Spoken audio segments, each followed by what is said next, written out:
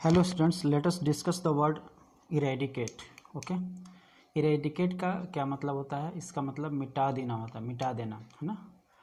इसका सेंटेंस देखते हैं। India is fully determined to eradicate कोविड-19 पैंडेमिक। आप लोगों को पता होगा कि अभी कोविड-19 का वैक्सीनेशन चल रहा है, तो India is fully determined. Determined मतलब कि पूर्ण रूप से, फुली मतलब पूर्ण रूप से, डिटरमाइंड मतलब कि निश्चय कर लिया, पूर्ण रूप से निश्चित हो गया है कि कोविड-19 पैंडेमिक जो है, पैंडेमिक का मतलब होता है महामारी, इसको ख़त्म करके रहेगा, है ना। तो India is fully determined to eradicate कोविड-19 पैंडेमिक। ओके, तो देखिए मिटा देना। अब इसका सिनोनिम्स देखते हैं। इरेज, आप लोगों ने इरेजर का यूज किया होगा, जब पेंसिल से लिखते हो उसके बाद उसको इरेज करते हो। इरेज, इरेज मतलब हटाना, मिटाना, ठीक है ना। उसके बाद में होता है ओब्लिटरेट। ओब्लिटरेट ये थोड़ा सा अनकॉमन वर्ड है। ओब्लिटरेट का मतलब भी होता है नामो निशान मिटा देना, और डिस्ट्रॉय आप लोगों को पता ही है। तो देखिए इसका सिनोनिम्स जो है इरेडिकेट का, पहला हो गया इरेज, दूसरा हो गया ओब्लिटरेट, और तीसरा हो गया डिस्ट्रॉय, और रिमूव, रिमूव मतलब हटाना, है ना। और एनिहिलेट, एनिहिलेट है, ठीक है ना, इसका भी मतलब होता है मिटा देना, नामो निशान मिटा देना, ठीक है। और डेसिमेट, डेसिमेट का मतलब ही तबाह कर देना होता है, मिटा देना होता है, ठीक है। तो अब देखिए इसका एंटोनिम्स, एंटोनिम्स हो गया असिस्ट, है ना। इरेडिकेट मतलब कि मिटाना, हटाना, है ना। तो उसी तरह असिस्ट मतलब कि सहायता करना, तो जस्ट उसका उल्टा हो गया। बिल्ड, बिल्ड मतलब बनाना कोई चीज़, जैसे बिल्ड अ बिल्डिंग, या कोई चीज़ बिल्डअप करना। कंस्ट्रक्ट मतलब बनाना, कंस्ट्रक्शन का काम होता है ना। उसके बाद क्रिएट, क्रिएट मतलब भी बनाना होता है। इस्टेब्लिश, इस्टेब्लिश मतलब भी बनाना होता है, जैसे कि Patna high court was establish in 1916। जैसे कोई कॉलेज है कब इस्टेब्लिश हुआ, या कोई इंस्टीट्यूशन है कब इस्टेब्लिश हुआ, है ना। इस्टेब्लिश मतलब बनाना। तो इस तरह से आप देख लिए कि इरेडिकेट का मतलब मिटा देना होता है, और इसका सिनोनिम्स भी पढ़े आप और एंटोनिम्स भी पढ़े। चलिए नेक्स्ट वर्ड देखते हैं। नेक्स्ट वर्ड है अनवील।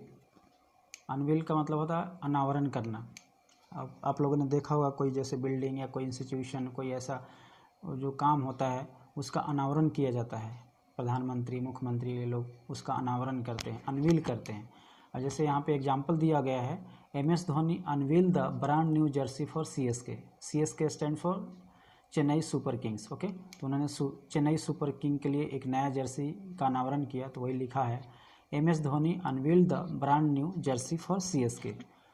तो अनावरण करना, ठीक है। इसका रिवील करना, खोलना, कोई चीज़ बताना, सिनोनिम्स हो गया कोई चीज़ बताना। एक्सपोज करना, जैसे कोई गलत काम कर रहा है तो उसको एक्सपोज करते हैं ना। तो एक्सपोज करना ये भी मतलब अनावरण के का सिनोनिम्स है, बट इसकी जगह पे एक्सपोज यूज नहीं हो सकता। आप जैसे मान लो कि आप यहाँ इस सेंटेंस को यूज करोगे, MS धोनी अनवील्ड, अनवील्ड की जगह यहाँ पे एक्सपोज नहीं यूज करोगे, है ना। आप जब इसका देखिए सिनोनिम्स तो है, लेकिन मीनिंग अलग अलग सेंटेंस में अलग अलग वर्ड का अलग अलग तरीके से इसका यूज होगा। जैसे कि ही वॉज एक्सपोज्ड, है ना, he was exposed by someone. उसके बाद डिस्प्ले, डिस्प्ले मतलब कि जैसे आप किसी मॉल में गए या कहीं पे देखते हो, आप उसके काउंटर पे बहुत सारे सामान डिस्प्ले में लगाया होता है दिखाने के लिए, है ना, तो वो डिस्प्ले उस सेंस में यूज होगा। उसके बाद में एक्सिबिट, एक्सिबिट मतलब कि बड़े बड़े ट्रेड फेयर वगैरह में जब आप जाते हैं तो वहाँ पे सब लोग अपने अपने ब्रांड का एक्सिबिशन करते हैं, है ना, प्रदर्शन करते हैं, ठीक है ना। अनरैप, रैप मतलब कि किसी चीज़ को बांधना, अनरैप मतलब कि खोलना, तो अनरैप हो गया, अनावरण करना, है ना, अनरैप। उसके बाद में एंटोनिम्स में आ जाइए। एंटोनिम्स में है कंसील, कंसील मतलब छुपाना। देखो कैंसिल अलग होता है, कैंसिल, कैंसिलेशन, कैंसिल अलग होता है। एक कंसील है, कंसील मतलब छुपाना कोई चीज़, हाइड मतलब छुपाना। और विल, देखिए यहाँ पे अनविल है तो अन को हटा दिया तो ये विल हो गया, विल। ये हो गया क्लोक, क्लोक, है ना, क्या पढ़ेंगे, क्लोक, क्लोक मतलब कि ढक देना। उसके बाद में इंसराउड, इंसराउड का मतलब होता है लपेटना होता है, इंसराउड मतलब लपेटना, ओढ़ना होता है, ठीक है ना। तो इस तरह से आपने इसका सिनोनिम्स भी देख लिया और एंटोनिम्स भी देख लिया, ठीक है। तो देखिए आप वर्ड को पहचानिए, वर्ड के सेंस को जानिए, ठीक है ना, उसका सेंटेंस में यूज करना जानिए, उसके बाद सिनोनिम्स और एंटोनिम्स अपने आप आपको आ जाएंगे। Thanks for watching this channel.